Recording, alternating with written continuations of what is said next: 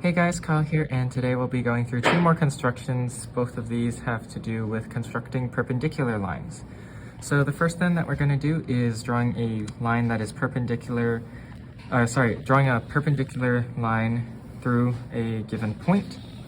So to start, we'll set our compass to basically any radius, and we'll make this point the midpoint of a segment.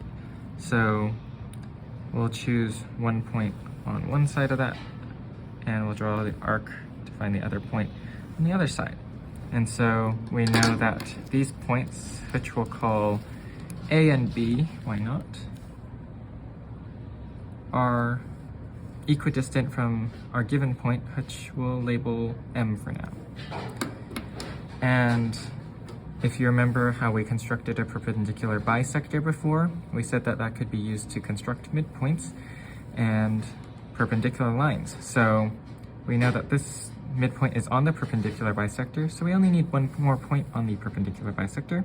So we'll do that, just set our radius to any length, and from point A, we'll draw an arc on one side, and from point B, we'll draw an arc on the same side.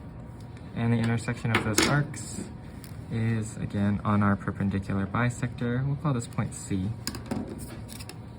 And using our straight edge,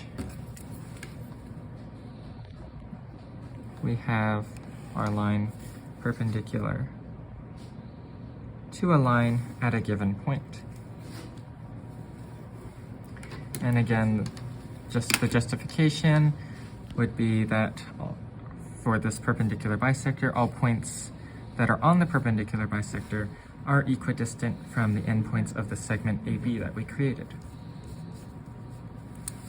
Now moving on to construction number 7, we are constructing a perpendicular line to a line that is through a given point that is not on our given line.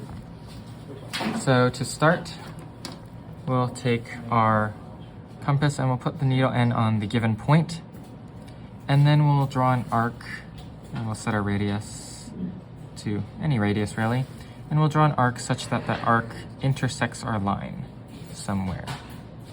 And make sure that your arc is intersecting that line at least 2 different points. And so we'll just call these points temporarily just, again, A and B here. And we know that these are going to be equidistant from our given point, which we'll call C. So CA and CB are congruent. And if this is starting to look familiar, like a perpendicular bisector again, you'd be right. So we'll just do the same thing that we'd be doing for finding more points on the perpendicular bisector. We'll set our radius equal to anything on the compass, and we'll draw an arc from both endpoints of our segment AB, and through the intersection of our given point and those 2 arcs that we just drew, we once again have a perpendicular bisector here, and we've successfully drawn a perpendicular line through a point outside of a line. And once again, that would be perpendicular by the theorem saying that all of the points on the perpendicular bisector are again equidistant from the endpoints of the segment. And that's all for these 2 constructions with perpendicular lines. Have a great day.